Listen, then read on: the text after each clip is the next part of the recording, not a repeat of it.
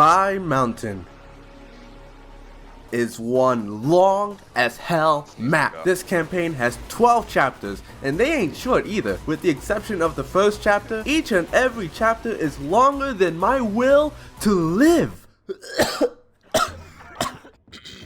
Look at this! The author himself rated his own map 10 stars of hell. So what the hell does stars of hell supposed to mean? Like, man, 10 stars ain't good enough, we gotta add hell into the mix? Better yet, where did this rating even come from? I've seen plenty of difficulty warnings and suggestions, but I have never seen a difficulty rating, especially one made by the map creator himself. The craziest part is, if you scroll down a little bit further, you see author recommendation, and in one of those recommendations, he says not recommended for the weak of heart. What? What am I getting myself into? Am I playing a game? Or am I about to have a heart attack? Mind you, I'm reading this off Google Translate, so I don't actually know what the description says. Since I can't read any of this, let's stop messing around and play the map.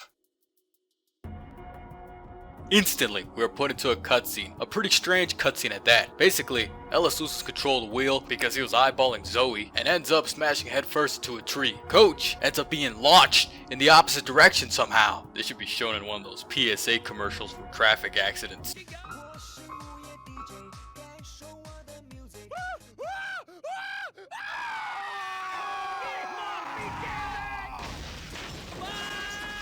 We get sent to the hospital with, you guessed it, no insurance, with the most Rule 34 nurses you've ever seen. I'm assuming we all four died on the operating table and are now basically seeing life after death. This is a very uniquely brutal opening if you ask me. So far, this storyline is on par with that 2019 map, but unlike 2019, this map doesn't take itself seriously at all. I mean, look at all this stuff. I don't even know what this is supposed to mean. This symbolic for what every SFM artist wants Ellis to do with Zoe? Maybe this is all supposed to reflect what got us into this situation in the first place? Ellis being thirsty. Man, I guess this map is trying to give us some sort of clowny life lesson. Once you get past all the anime stuff, you eventually reach the light. The tombstones around us probably symbolize or confirms our death visually. The fog, I assume, is used to communicate to the player how disorienting this all is to the survivors. You gotta give props where it's due. The visual storytelling in this map is top notch, albeit weird. It works, since this is death we're talking about. It's abstract, unconventional, and weird, but it works in the map's favor. Then there's the gameplay. This entire section of the map is just empty space. There's no supplies, no weapons, nothing. There's this tank thing, which is just a waste of time and doesn't even work correctly. In fact, the map punishes exploring with trolls, specials, hordes, and tank spawns. Look at all this map, all gone to waste because veering off the path automatically means death.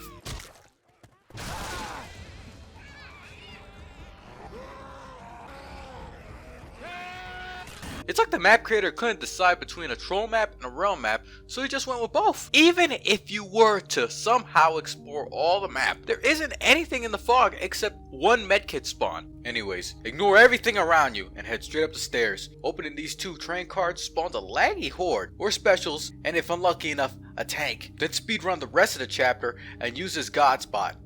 That's it. That's all there is to chapter 2. Well, you can fight the tanks without the god spot, but there's only one ammo pile. You could try to master the map, but every single event or trigger is randomized to spawn 1 or 5 tanks on top of you.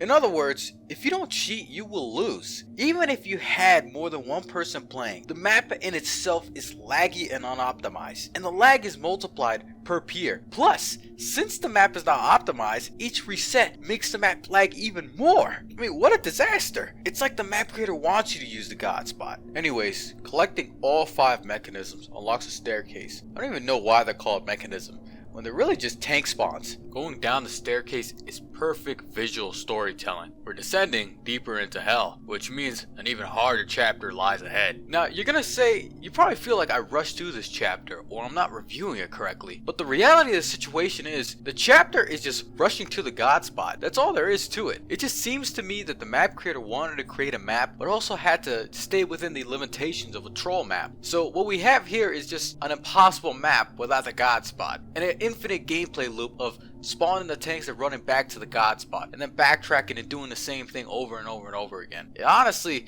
isn't fun. Now let's mix that with the lag. Let's mix that with just starting with a pistol and having tier 1 weapons for the entire start of the chapter when you're fighting just tanks. And not only that, that staircase part, which I said was cool, has a tank that's stuck at the end of it. That perfectly encapsulates this chapter. That tank being stuck there and being just spawning there for no good reason other than just for difficulty's sake. It's only gonna get worse from here.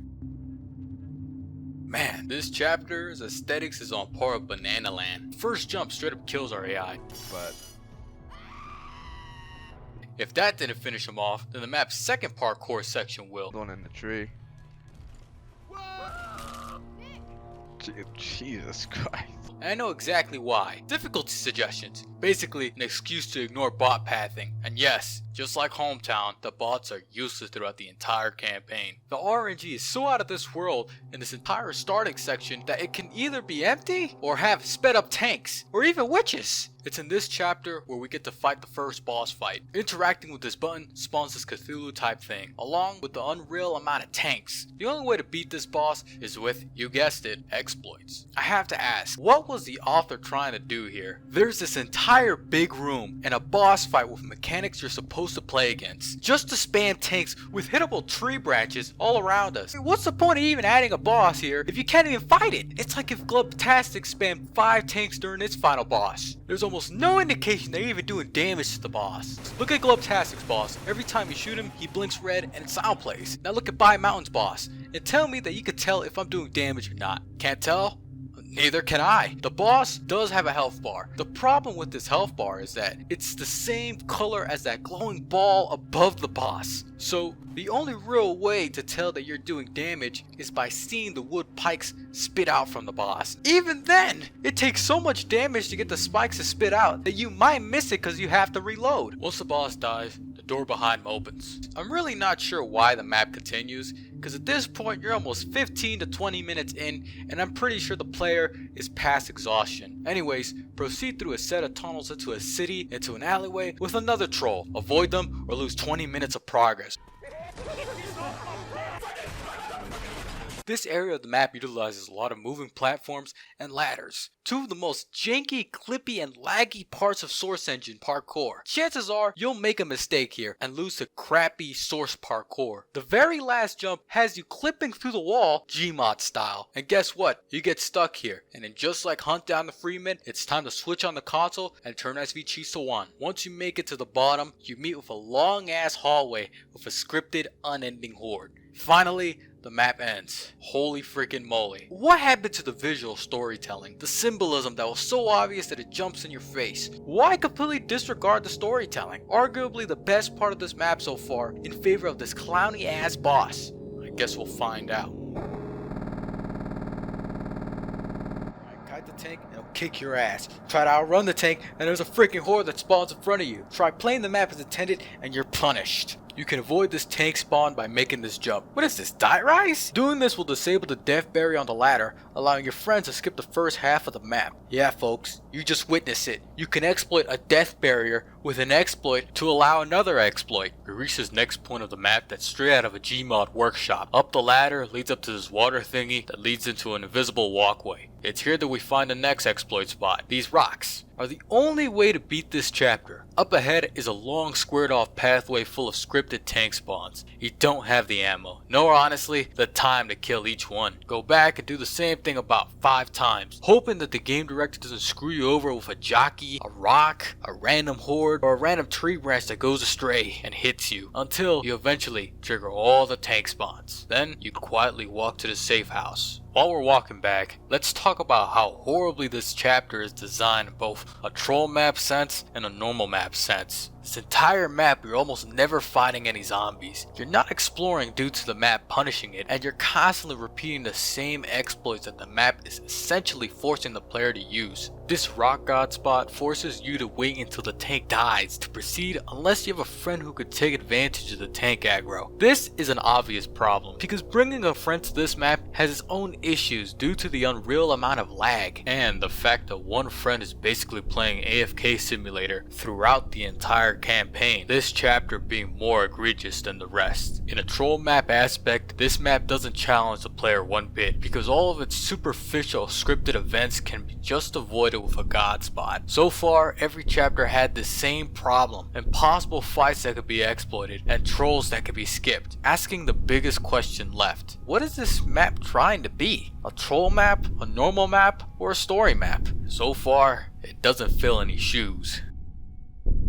This map takes place in the sky. Though the prior maps took some pretty creative approaches to hell, it's really not me to say whose perception of hell is right or wrong. But this doesn't make sense at all, no matter how you see it. Not even my BS narration could save this chapter. I can't come up with an explanation to why we're here. You could say that the survivors this whole time have been trying to escape from hell, but if that's the case, why have we been constantly descending deeper into hell? I don't know, and honestly, this chapter and the prior chapters still have given us no further progression with the plot. Right at the beginning of the map, you realize that everything you do has lag. Even the host is lagging. This entire map is poorly optimized, constantly making the zombies laggy. It just feels awful to play. If you're wondering why I'm skimming through the first half of this map, it's because you're essentially repeating the same exact thing you've been doing for the last 3 chapters. Triggering the tank spawns and running back to the god spot, kill a couple more tanks, skip to the train car section, finally reaching the final segment of this chapter, reaching the source of all the lag, the flying bus. This is where the lag reaches its apex. Borderline unplayable, almost enough to make me want to give up on this map entirely. Hordes of zombies spawn on these stairs right before your eyes, all laggy and delayed. And to make things even worse, the bus itself is laggy. Right after that, you navigate through these glass panes. There's a hidden pathway in which you don't follow, you die. There's a smoker constantly spawning above you.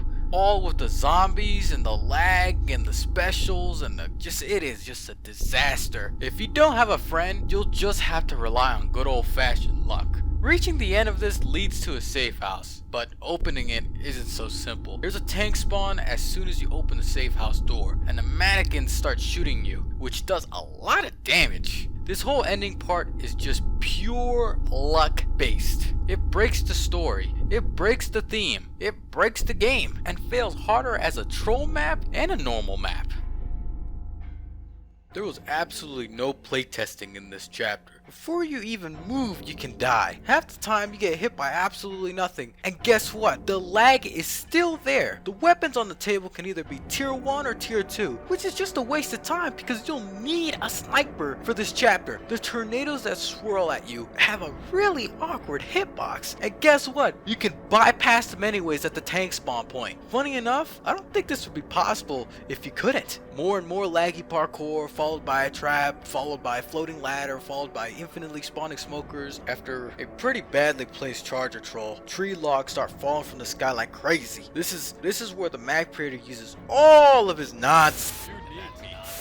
And this is where this troll map design begins to become the equivalent of gambling. Through the entirety of chapter 6, you are unable to look above you due to 2 things: the skybox glitching out and the multiple suns being so bright that they actually blind you in game. Yet throughout the entire map, you're constantly required to look up to stay alive. But falling, just like the last chapter, doesn't immediately kill you, so all infected that fall off the map will eventually come back and attack you. This leads to the first problem. The player has no options. Expert tanks take forever to kill, and not only that, they path off the map constantly, giving you no time to kill them. You can't rush through this section of the map because the map spawns tanks ahead of you. Even if you manage to somehow squeeze through, the tree branches, the rocks, and the specials, and the common infected will get to you due to the teleporting mechanic. So how do you beat this? You guessed it, exploiting and a lot of luck. And I mean a lot of luck. The map creator is so in love with his design philosophy that he has the player performing the same luck-based exploit since map 3. This single map is exactly what's wrong with Bai Mountain as a whole again. Every major flaw is multiplied. The story has been completely abandoned. Laggy parkour, laggy zombies, trash pathing on both sides, tanks spam to the point where you fight them more than the common infected, and padding for the sake of padding.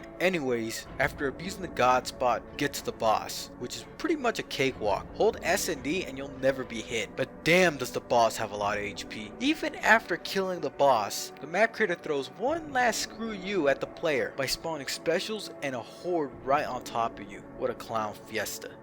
To put the final nail in the coffin, the first time I played this map alone, I got soft locked from a bus that fell from the sky and blocks the way to the safe house door. That's how you know the map creator had no playtesting in his own chapter.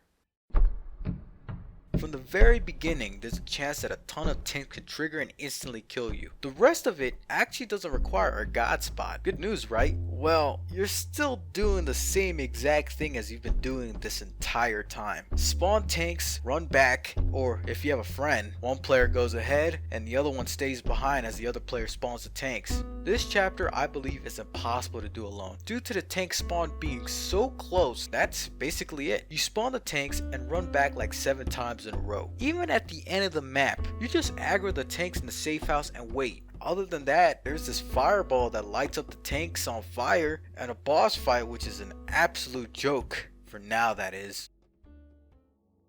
Icy parkour with lag has to be the worst combo I've ever experienced. And as usual, before even moving 5 feet forward, another set of tanks spawn. Just to die before they even reach you. I mean, what was the point of even having them there? To make you think you were gonna fight them? I don't even know anymore. There's nothing really else to say about this slippery parkour other than it's just misery. Simple jumps boost your speed, and the only real way to slow yourself down is by jumping again. Sometimes you'll just straight up lose your momentum randomly. After another major tank spawn, We proceed to the zero gravity platforming, which has an infinite smoker spawn. Again, why even add this if you could just easily avoid it by sticking to the left? reaching the 3rd tank trigger of this map, you come to realize that this is the only chapter out of the past 5 chapters that actually forces you to kill the tanks. You cannot proceed to the boss room without killing all the tanks. The map has already established that only one person needs to get to the boss trigger to teleport everyone to the boss room. Yet, for some unknown reason, we change it up more than halfway through the map. The worst part is that you're forced to kill a ridiculous amount of tanks. How can we even kill all these tanks without a single ammo pile? Oh wait, there's tier 1 weapons. What a joke.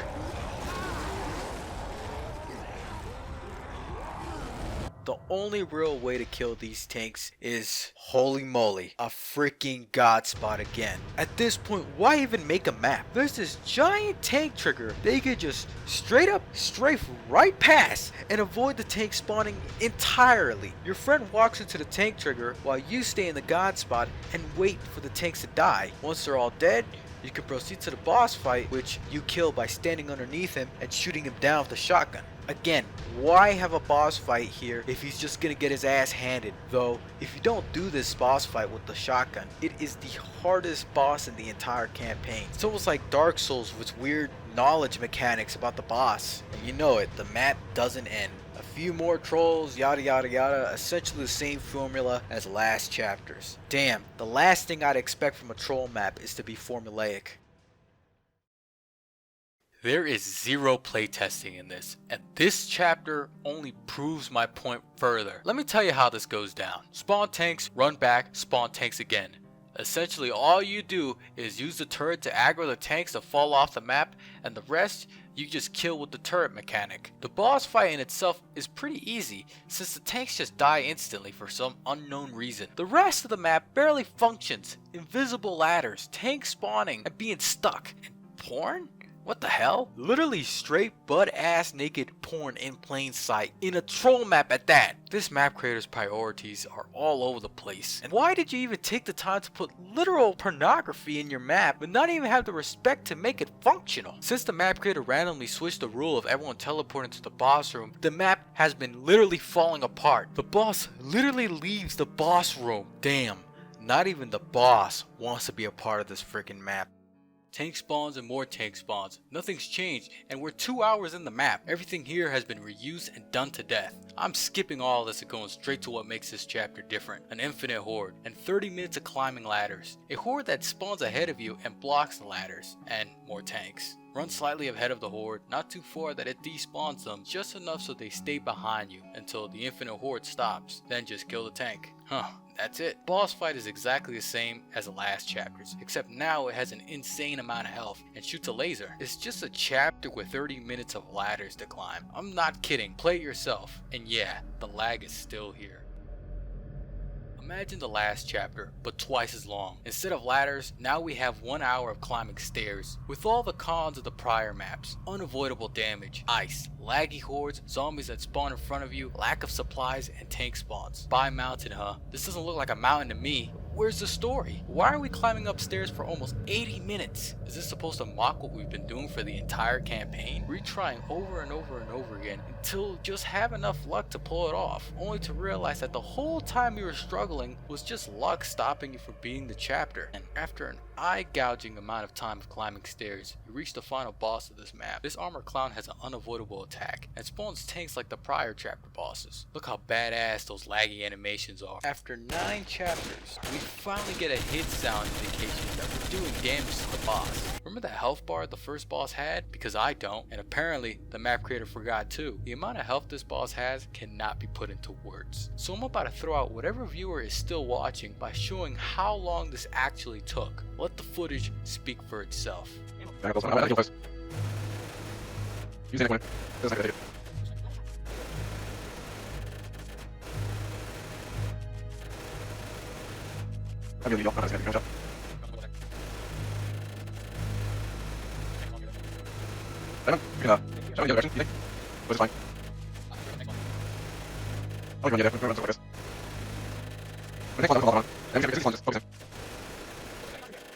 Once he dies, he just turns into a cube. Hilarious.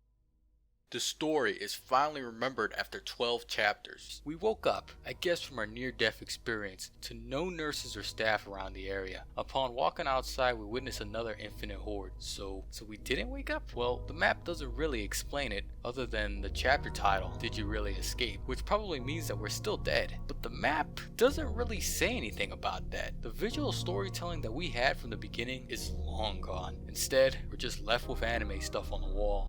What do y'all make of this?